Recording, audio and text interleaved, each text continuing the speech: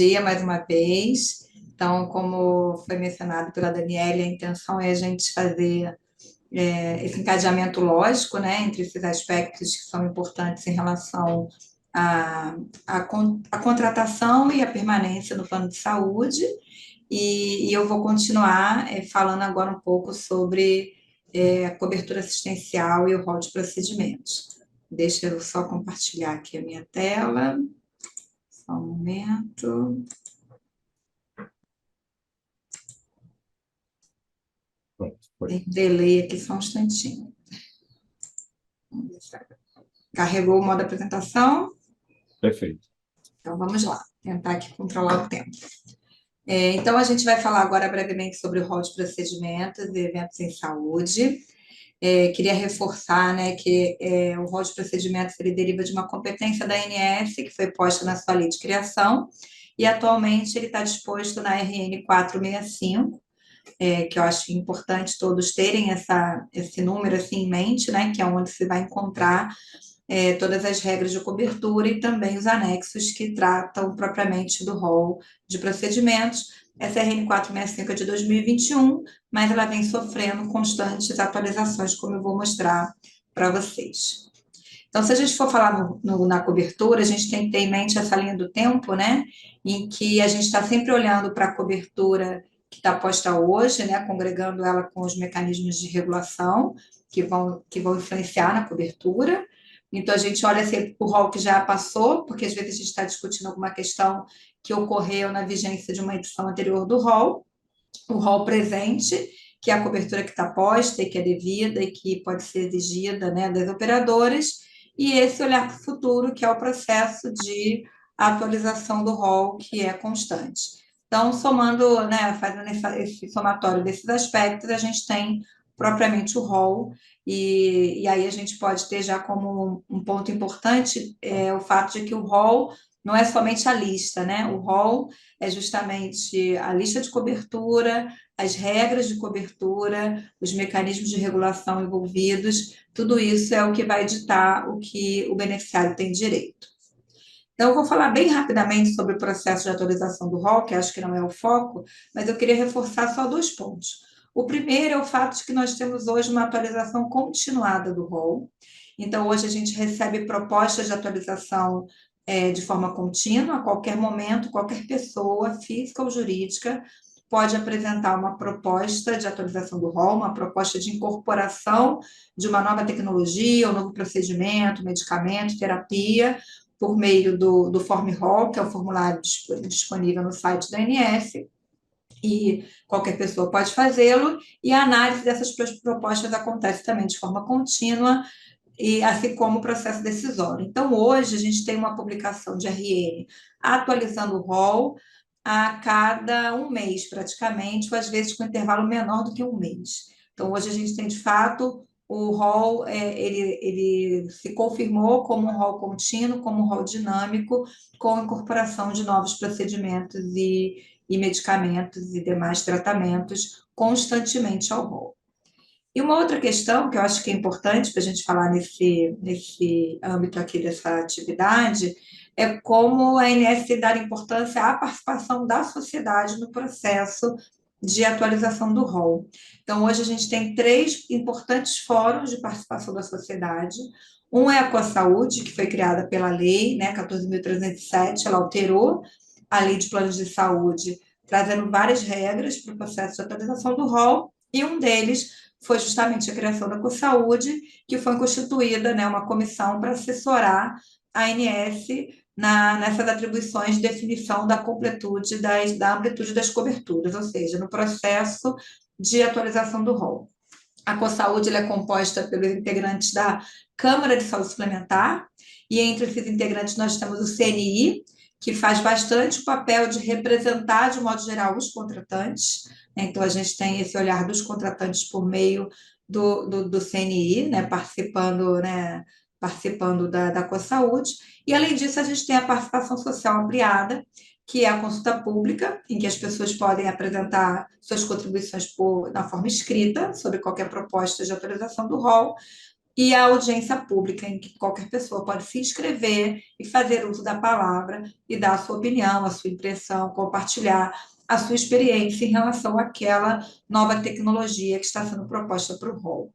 Então, esses 3 fóruns, eles têm funcionado como ferramentas muito potentes de ouvir a sociedade para que nós possamos ter um rol constantemente atualizado, com tecnologias eficazes e seguras para os beneficiados. Falando agora do rol propriamente dito, a gente vai trazer aqui rapidamente uma compreensão de como o rol funciona e como que os senhores podem, né, utilizar as ferramentas disponíveis para compreender se o procedimento está coberto, se aquele direito deve ser assegurado, buscado em relação a uma determinada cobertura. O rol de procedimentos, como eu disse, ele está na RN 465 e ela tem o corpo da resolução, né, que é onde estão as normas, que são as regras de cobertura. Então, eu tenho lá o que deve ser coberto em cada segmentação, as regras gerais do que pode ser feito, o que não pode, quais são as exclusões de cobertura. Isso tudo está posto lá no corpo da RN 465. E nós temos 2 importantes anexos. Esse anexo 1, que é o que traz o rol, como a gente costuma falar, né? Que o rol de procedimentos, como uma lista de procedimentos, ela está no anexo 1, e o anexo 2, ele tem as diretrizes de utilização. Então, alguns procedimentos, eles precisam cumprir algumas regras para que o beneficiário tenha direito a acessar aquela cobertura. Então, para alguns procedimentos, a gente vai ter as diretrizes de utilização que vão estar descritas no anexo 2. Então, de forma exemplificativa, eu trouxe aqui 2 regras importantes que vão estar no corpo da RN. Um deles é o fato de que todos os procedimentos e eventos listados no rol, né, listados nessa resolução normativa, que é a 465, eles podem ser executados por qualquer profissional que esteja habilitado. E, além disso, um ponto muito importante é que a cobertura vai ser obrigatória quando indicado pelo médico assistente ou pelo cirurgião dentista assistente, quando se tratar de segmentação odontológica. Então, dentro da lógica de cobertura do rol, essa regra foi trazida da lei e está posta na RN também. A cobertura só é obrigatória quando há indicação do médico assistente ou do odontólogo assistente. Então, a gente tem diversos exames, cirurgias, terapias, atendimentos por outros profissionais de saúde no rol, e eles só terão cobertura quando houver indicação do médico assistente ou do cirurgião dentista, quando for relacionado à odontologia. E uma outra regra importante é que dentro desse âmbito da cobertura, né, nós vamos ter sempre a garantia, né, dos procedimentos de anestesia e sedação relacionados ao procedimento solicitado, e a cobertura, né, que seriam esses 2 pontos mais importantes, da equipe necessária e das taxas e materiais e medicamentos que estão incluídos naquele procedimento que foi solicitado. Então, a cobertura do rol sempre vai incluir a estrutura necessária para que aquele procedimento possa ser assegurado.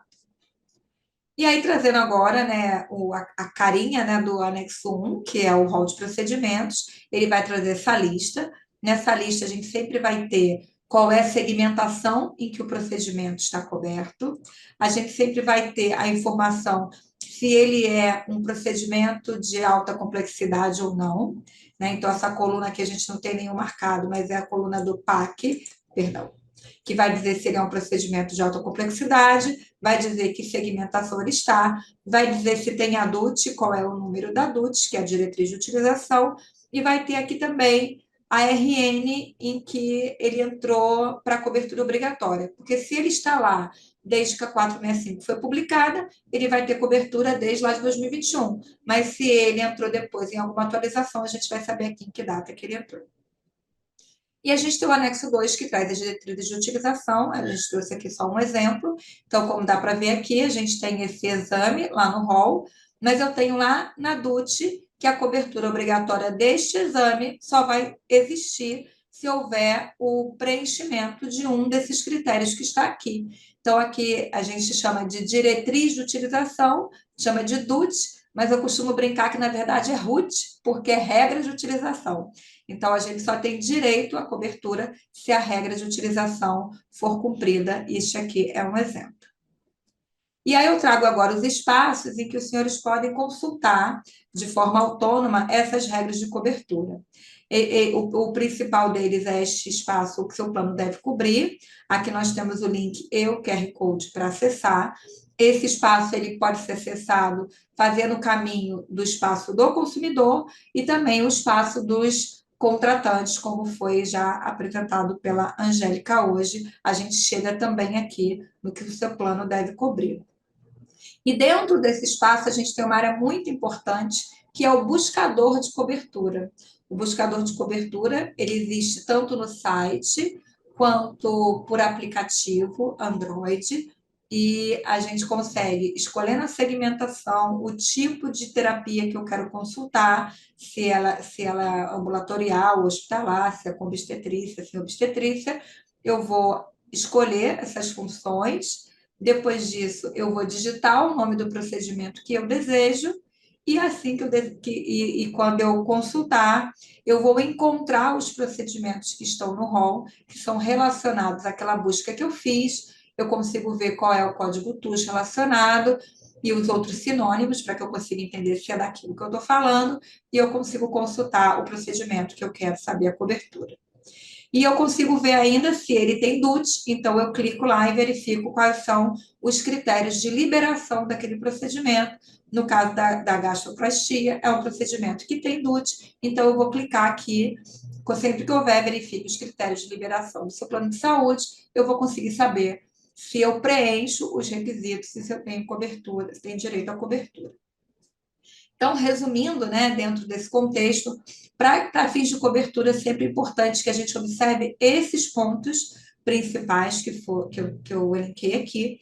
Primeiro, né, obviamente, se o procedimento consta no rol, se ele foi solicitado pelo médico ou dentista assistente daquele beneficiário, se faz parte da segmentação contratada, né, do plano, se foi solicitado na área de abrangência daquele contrato, que foi comentado pela Flávia, se as carências foram cumpridas, quando houver carência, ser cumprida, se o beneficiário está ou não em cumprimento de cobertura parcial temporária, porque nos casos de doença ou lesão pré-existente, alguns procedimentos ficam com fora da cobertura por um período de 2 anos, né? Então, se ele estiver em cumprimento de CPT, a gente vai precisar verificar se esse procedimento está incluído na CPT, para ver se ele tem direito.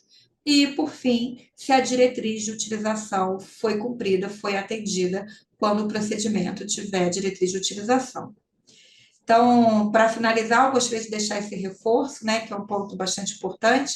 O rol tem sofrido, né, algumas críticas e posso dizer até mesmo ataques, né, em relação a ser visto como um limitador ou como um restritor de cobertura para os beneficiários, mas, na verdade, o rol ele é uma grande garantia para o beneficiário, né? Antes da Lei 9.656, a gente tinha limitação de determinados tipos de procedimento, várias exclusões, os contratos previam, inclusive, limitação de tempo de internação, eles excluíam determinadas doenças e condições de saúde da cobertura dos planos. Então, com o advento da Lei 9.656, ela criando o rol e trazendo diversas outras regras, se trouxe segurança jurídica para os contratos de planos de saúde, e os beneficiários passaram a contratar um plano sabendo com certeza, né, a que eles teriam direito, né, e a quais procedimentos e garantias eles teriam acesso. Então, o rol ele é, na verdade, uma grande garantia e ferramenta, né, de exercício de direito para todos os beneficiários. Então, obrigada, me coloco à disposição para qualquer dúvida e deixo aí os canais de atendimento da agência. Ótimo dia.